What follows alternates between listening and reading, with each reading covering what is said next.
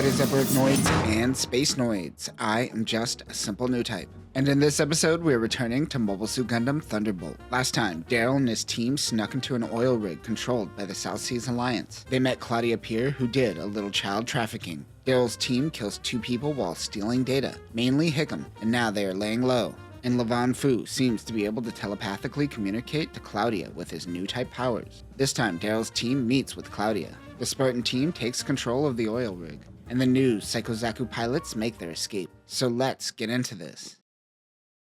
Before we start, we broke down the Zanny last time, but in the anime, the South Seas Alliance actually uses the Dolly, so let's break that down. The SRF-06 Dolly uses scrap parts from both EFF and Zeon from the One-Year War. Its weapon set is also a mix of old Fetty and Zeon armaments. Weapons include a handheld machine gun, a portable Zaku bazooka, a heat hawk, a beam saber, and a shield. Claudia enters the slums of the oil rig where a man who only has one real limb is eating some sad soup. She tells him that he can get upgrades if he is willing to give up his remaining limb and give his life to Levon Fu and the Alliance. Many join their religion to get the help they need, but there seems to be ulterior motives. Daryl tells his team to turn off the radio. He hates that jazz. Sebastian wonders if Daryl would be willing to pilot the Psychozaku again, given the opportunity. Can Daryl be trusted? Janice and Billy Hickam are both on watch, which is awkward because he walked in on her naked last episode. Fisher Ness is trying to find a place to drink and get laid, while Sebastian argues with Daryl. They are met with Claudia. While all this drama's going down, Hendrik's getting laid.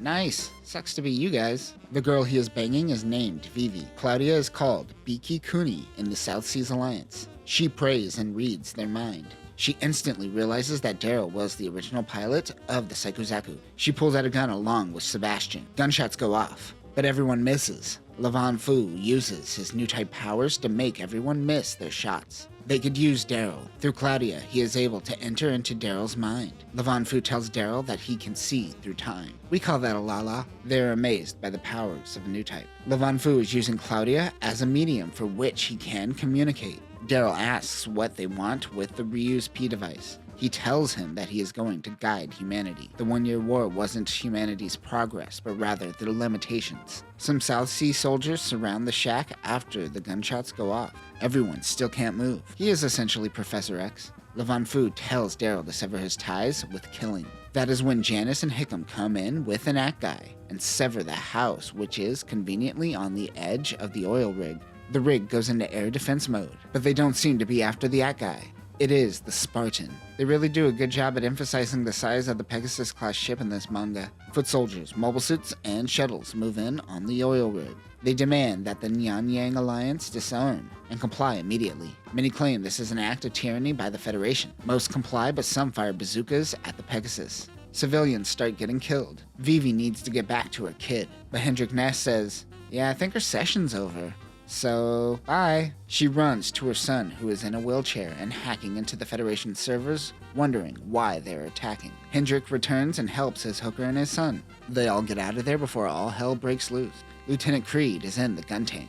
He talks to his co-pilot Sonia about the coffee that is pooped out by a civet cat. In Universal Century, civet cats are extinct. Aw, no poop coffee. Many of the civilians make their way towards the docks. The Spartan will help the civilians once they complete their mission. Good luck surviving until then. A lady's baby is trapped behind a hatch which is now too hot for human hands to touch. But one man with artificial hands opens it. He didn't have the top shelf cybernetics with neural connections. He has the cheap stuff, so it comes in handy in these particular situations. This man's name is Matthew. He gets a family to safety when he stops. The man says Levon Fu is calling him. Another man uses his artificial leg to hold a door open for people to escape. Levon Fu calls to him as well. 2 others and 1 old lady get the calling. Fisher Ness loses Vivi. When he finds her, she says that Levon Fu has called to her as well, and he wants her to be the pilot of the Psychozaku. He's telling all of them to be the Psychozaku pilot. The shuttles used by Spartans are actually Patrol Fan-Fan, unlike the original Fan-Fan, which is round and bubbly. This design has more right angles. The Fans try to stop the civilians escaping.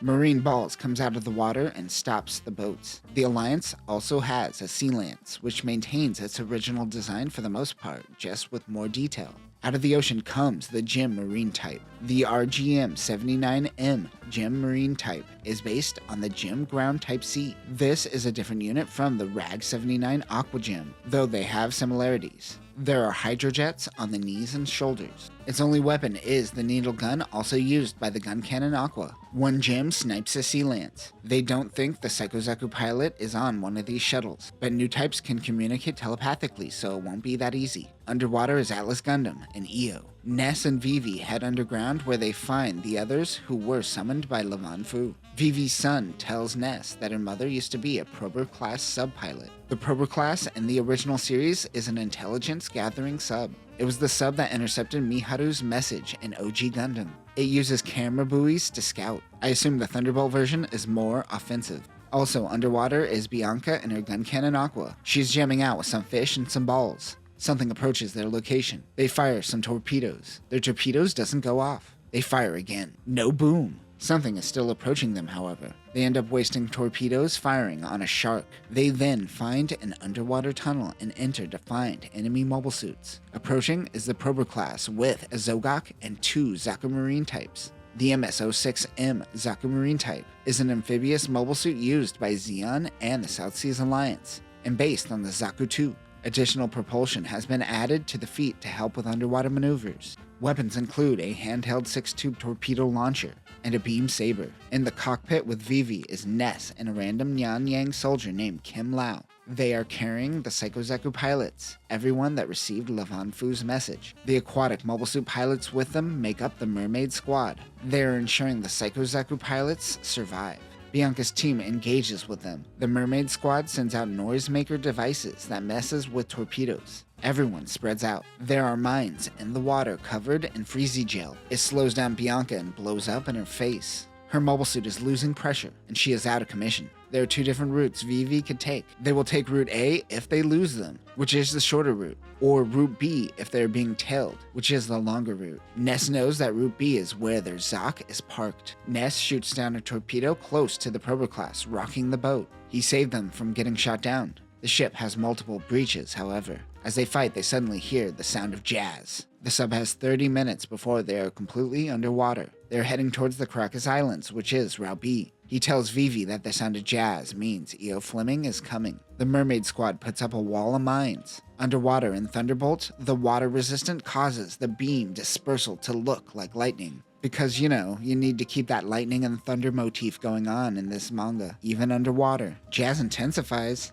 The Mermaid Squad commander is attacked with needles. He rushes in the direction of the beam blast, but is taken out by another beam blast. Such bravery. Atlas Gundam approaches. They all fire on the Gundam. The Prober class sub is taking in more water. The Mermaid Squad has been taken out. The sub hides in the coral reef. Ness guides them to the location of their hidden Zok. He uses the anti-air gun to take out another torpedo. The Zok commander was enjoying a peaceful cup of tea, but now has to move into action. Io gets away. The Zok was able to save the sub, but now the Zok has to return to base without Daryl and his team. Cornelia saves Bianca. As she comes to, she says, "We should start a band." A Mad Angler class sub picked up Daryl and his team. They were able to take Claudia prisoner during their escape. They were saved by Lieutenant Kaufman, not knowing his team is working with the South Seas Alliance. Meanwhile, Fisher Ness leaves Zeon behind for a new family. The Spartans completed their mission and are heading off to an EFF base in Indonesia. They will be there for 7 days, giving the crew time for some shore leave. Commander Humphreys is allowing the authorization to up the dose of truth serum used on the prisoners they just captured. Io wants more firepower on the Atlas, but they aren't in space and can't have a big loadout under Earth's gravity. He throws his boot at one of the soldiers, making fun of him. A fight breaks out. Daryl lost his left arm in the chaos and gets a replacement. Janice fixes up his scrunchie. He pays a visit to Kaufman. The Mad Angler is connecting to an underwater relay, allowing them to communicate with the underwater Dolos. They connect with the general running the Dolos. Daryl informs them of their capture of Claudia.